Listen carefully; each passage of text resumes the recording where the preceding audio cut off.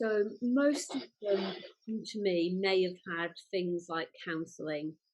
So the way I describe it is that coaching is very present and future focused compared to counselling, that we won't spend hours and hours going backwards over their backstory, although we may touch on it, but we'll be more forward focused and thinking about how can I help you right now and going into the future. That's basically it. Well, I can use coaching, let's say, to ask them what they already understand about other approaches and coaching, for example. So could ask, what do you understand about coaching? What is it that you'd want to get from it? What do you understand about other approaches?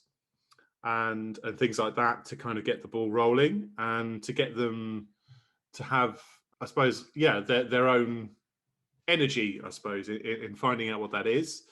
I think you can only tell that when you've had your first session with them. So I usually do a 30-minute fit session anyway to check what they want. And with that fit session, I ask them what they want out of coaching or what they're expecting out of coaching.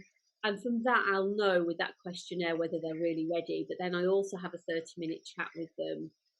I don't feel there's a wrong time for coaching, if I'm honest.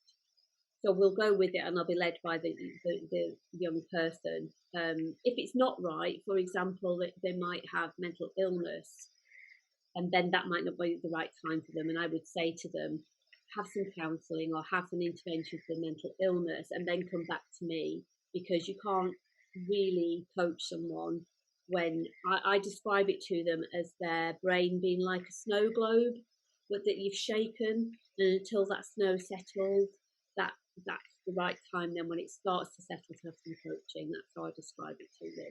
Probably the first place to start is to be aware of them, to listen, to notice their behavior.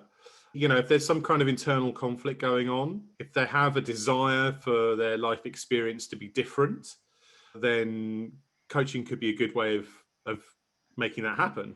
So it's really just that awareness. And, you know, they need to be in a place where they can talk openly, they can talk comfortably. Do they or do you have any other responsibilities at the time? Are you thinking about other things? Are they thinking about other things? They need to be kind of up there, present. And you do.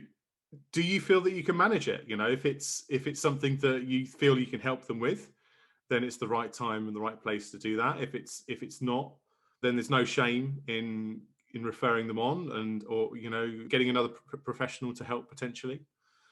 Are they open to coaching? Are they coachable, let's say, and I think those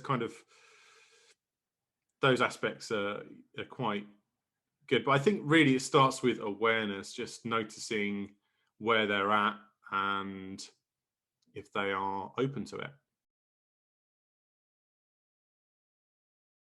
I just listen really. Found that more when we were doing some of our research, which was a little bit like coaching, wasn't it? That some young people had been let down by the system, and they felt that they hadn't, when it stopped, they felt kind of left, or it hadn't actually moved them on any further in some of the interventions that they'd had. So I just listen to what they're saying, and then I'm really honest of how helpful this will be. Also, really honest about that in coaching they'll have to be a little bit proactive about their own well-being, and it's going to be down to them, and I'll be there to support them and stand by them. But yeah, just listening and empathizing really about what they've had before, because that's a great kind of signpost to you of what not to do with that particular person, because their story will come out in that session. So it's a gift in a way if they start talking about the problems they've had with other people or with other therapies or interventions. It's important to listen, but I think everything starts with listening really. First of all, I think that helps to build trust. They need to be able to trust you as a coach, and then it might be a good idea to find out what it was that they wanted from other interventions and maybe where they fell short, and just get a bit more specific. What is it that let them down? What did they hope for? What did they not get from it? And then essentially you could already be coaching at that point, just asking the key questions to them.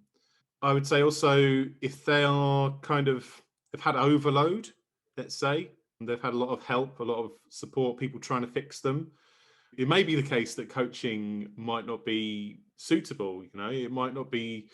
There might be too much going on for them, and yeah, it's like I think all people need to have agency in their own development, and if they feel like there's a lot of people going, yeah, we want to make you better, it's so important to kind of have freedom in that respect, I guess.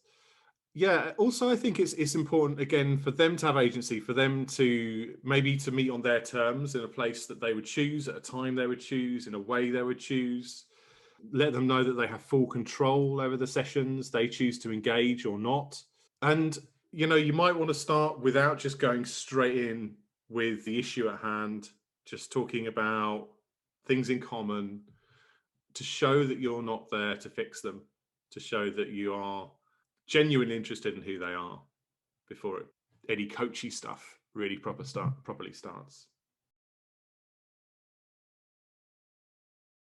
Well, obviously you can't share confidential information or what goes on in your session.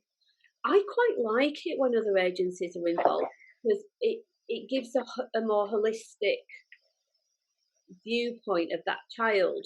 But it has been interesting, if you want me to tell a little story about that, when I was coaching a young person who was really difficult. Actually, she was really very, very silent in her sessions, really hard, but she said that she really valued her sessions. And then I went to be involved with her parents and someone else in with a clinical psychologist. They asked me to come along, and she was a completely different person in their sessions, like wholly different. She wouldn't answer anything, and she was very childlike. So it was really interesting to see that it doesn't matter if you've got someone in you and they're behaving a certain way in your sessions. In real life and with other people, they can be completely and utterly different. I think it was a real revelation for me. I really hadn't thought about that before. I think when I reflected on it, I talked to my supervisor about it, and we said that all you can really do is what you're doing in your session. So even though other people are involved, kind of let them be them and do their thing, and you just concentrate on what you know and what's working for you in your session. Yeah, it was really interesting to watch. Whether there's a coaching shaped gap in the support that the other agencies are providing, again, you don't want to be delivering any kind of support that's already there. And I suppose that, yeah, through liaising with those agencies, again, you might want to talk to the young person to see how they feel about the support they're receiving already from the agencies. Again, if it's overwhelming, it may not be useful to give them extra support. Also, if when you begin working, it's useful to keep the other agencies in the loop about what's going on, but don't break any confidentiality unless, of course, there's a safeguarding issue. So, keep them informed about what they need to know and not the content of the sessions, unless there's a safeguarding disclosure, basically. And if there is, only inform the relevant safeguarding officer, just go straight to them and, follow that process, basically. But yeah, you're all working together, basically. So it's a team, and teamwork makes the dream work.